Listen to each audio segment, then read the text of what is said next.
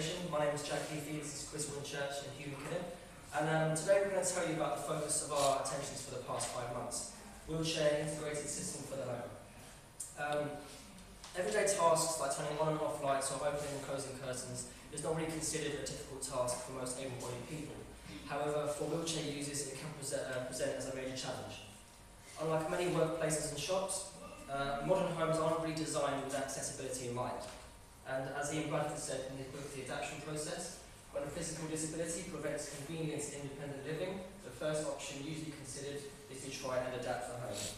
So in the past this meant physically adapting the home by moving light switches, moving plug sockets and moving locks.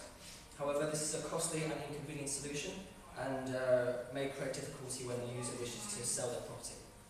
So we decided to look into an alternative solution for home automation where the wheelchair user is able to control their home electronically from their wheelchair. There are several automation systems already available, such as the Home Automation and Security System. However, the system we propose is designed with disabled users firmly in mind as the sole premise of the project. So not only this, but for most current systems, users have to have prior technical knowledge and have to install and design the system themselves. So what we do, we offer design services to customers, yes, to users even, and come up with a bespoke solution for each individual and their home. And we would then install the system and perform any necessary maintenance. So there are 750,000 wheelchair users in the UK, and so there's a large market for this sort of solution. So, and most importantly, we feel that our project would really improve the quality of lives of wheelchair users. So in the presentation we'll go through the initial concepts of the system and the development of the new concept.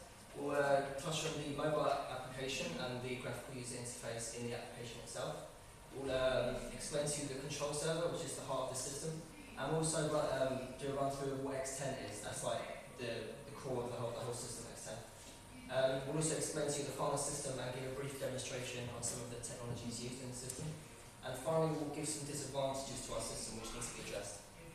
And I'll now pass over to Hugh, who will describe the initial concept. Our vision for Wish was to allow wheelchair users easier access to appliance and lighting control in their home without the need for extensive adaptations. We wanted to give wheelchair users full control of their lighting and appliance from their wheelchair. Our initial design was to have a bespoke wheelchair with a control server, a power supply and an interface mounted on the wheelchair itself.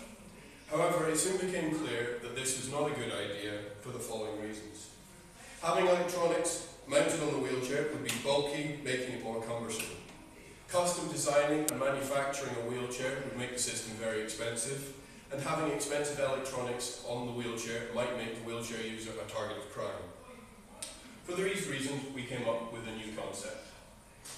Yeah, Jack. Sorry. The diagram behind me is a simplified model or flow of our new design. We will elaborate on each section as we go through the report, but this is an overview for now. Our new design does not involve mounting anything on the wheelchair itself. Instead, the user has a tablet or smartphone with our application installed on it.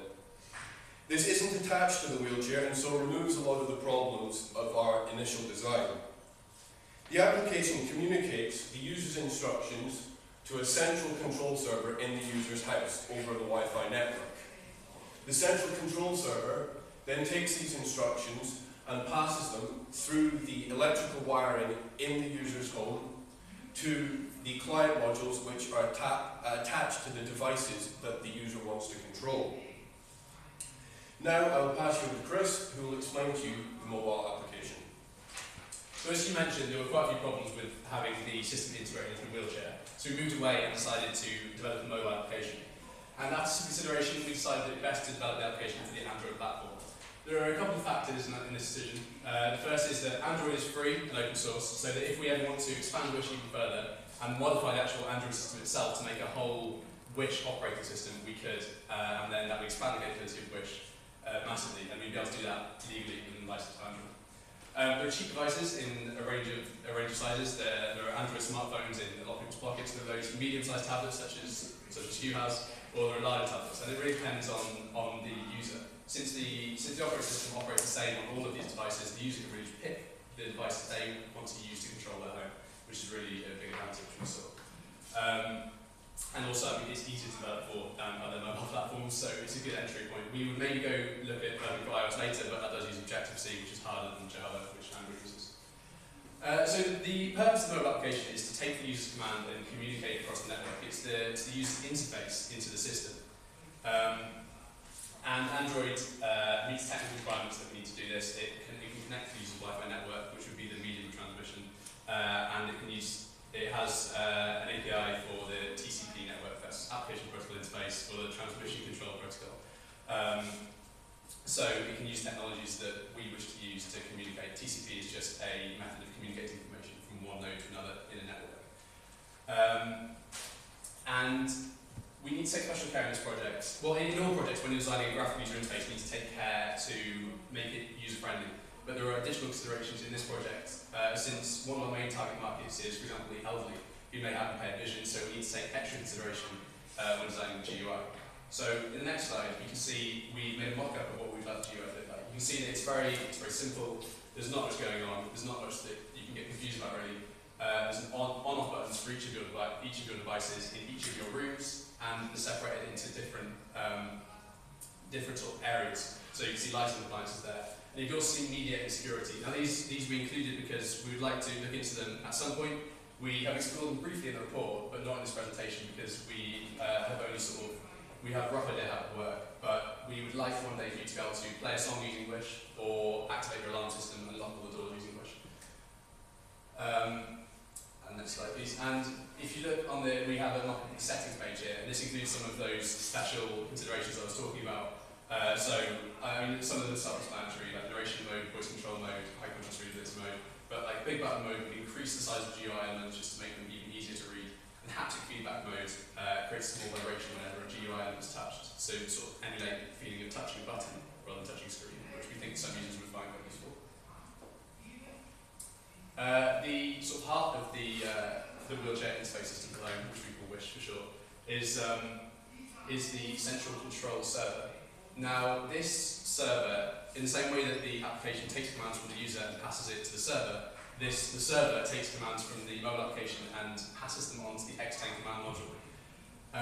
So the server just needs to basically listen out for signals from the mobile application and then send them onto the X10 command module. So it needs to have Ethernet connectivity to connect into the user's home network, and it needs USB connectivity to connect to the command module. But apart from this, there aren't really too many other constraints. So we just want it to be compact, so it doesn't take up too much space in the user's home. It doesn't make the system too bulky.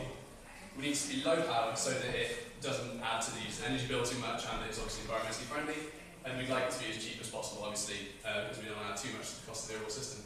We considered a few different options, but to be honest, we just went pretty quickly for the Raspberry Pi, which you may have heard of. It's a very cheap ARM-based computer, which is very small, like I say, very cheap, very low power consumption, and it meets these specifications perfectly. So we would use that in our final project. And we will curate our own server application in Python to do the functions that I mentioned of taking the command from the TCP socket interface and passing it through the API onto the X10 part of the system, which you will not talk about. Many of you will be wondering what X10 is. Well, one of the main communication channels in our system is the electrical wiring within the user's home. To utilize this communication channel, we have decided to use the X10 protocol, which sends short, 1 millisecond, 120 kilohertz sinusoidal pulses of low amplitude at the zero crossing of each sinusoid. A binary 1 is represented by the presence of such a pulse, and a binary 0 is represented by the absence of such a pulse. 16 crossings represent the 16-bit X10 command code, and as a method of error checking, each command is sent 3 times. Because the commands are only sent at the 0 crossing, and the full commands are sent 3 times, it makes X10 an inherently slow protocol. This is alright for our Python command server, which is a slow development language, because X10 itself is inherently slow. X10 is the industry standard for home automation. There are many cheap and widely available devices out there, which means there's lots of support readily available and lots of options both in terms of command modules and application modules for our installations. Moving on. Each device to be controlled needs to be connected through a client module. We've got a small setup over there, which detects the commands sent from the CM15 probe and acts as switches, either allowing or not allowing power to the device you want to control. Now we're going to give you a quick demonstration of how this works. For the signal to get to the client module, it is sent via USB from the server, in this case Jack's laptop, to the CM15 probe behind Jack's laptop, which is connected to the mains wiring in the department. The X10 commands are then sent through the mains wiring and are detected by the AM12U, which is attached to the lamp and the mains, allowing the lamp to be turned on. Alright, turn it off now. Now Chris is going to give you a brief overview of our final system.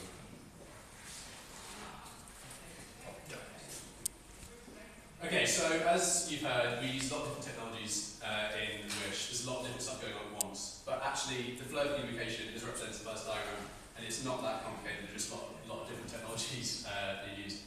So it starts off with the user interacting with our mobile application based on the Android operating system. So say Hugh taps that he wants the desk lamp in 407 to turn on. This command is then sent through a TCP socket over the Wi-Fi network of the department. This command is received by the central control server, which would be a Raspberry Pi plugged in somewhere. It doesn't matter where it is, it can be anywhere in the department. And then it passes this command through USB to the X10 interface, which is the CM15 Pro. You can see plugged in over there. Sorry, it's plugged in behind Jack's laptop. And this the command is inserted as an X10 signal into the power network, so it's circulated throughout the whole department. But all the other lights, everything in the department will detect the signal, but it doesn't actually matter because it's such a low amplitude that it won't affect the running of normal applications. Only that module there you see attached into the plug, which is an AM12U. Only that knows that that's the command that it needs to react to. So it will allow power to the lamp, and the lamp will turn on. But the rest of the department will be unaffected. Okay, I'm just going to run through the disadvantage of the system. As with all systems, we're going to be free, it will be cost incurred. As the appliance modules and lighting modules cost money, the smartphone tablet themselves obviously cost, unless the user themselves already own the tablet. There's labour, maintenance, and installation costs. There's also a disadvantage of, especially the elderly, having a certain reluctance to rely on technology, my nan especially. There's also a security issue if someone tries to hack into the system and control the person's house. It's not very desirable. And as with all technologies, there's a risk of it becoming obsolete in the next, say, 5, 10, 20 years. So to conclude, which combines X10 protocols, TCP, an Android application, and a server developed in Python, which is an integrated handheld system providing home automation for wheelchair users to complete control of the house, which offers an alternative to adapting the home, which is costly and inconvenient, a more independent way of living, and a higher quality of life for wheelchair users. And just as a summary, we talked about the initial and new concepts, the mobile application, the GUI, the control server. Told you what X10 really is. We gave you a demonstration and gave you an overview of the entire system, and we also briefly touched on the disadvantages of the system. Thank you very much. Thank you very much.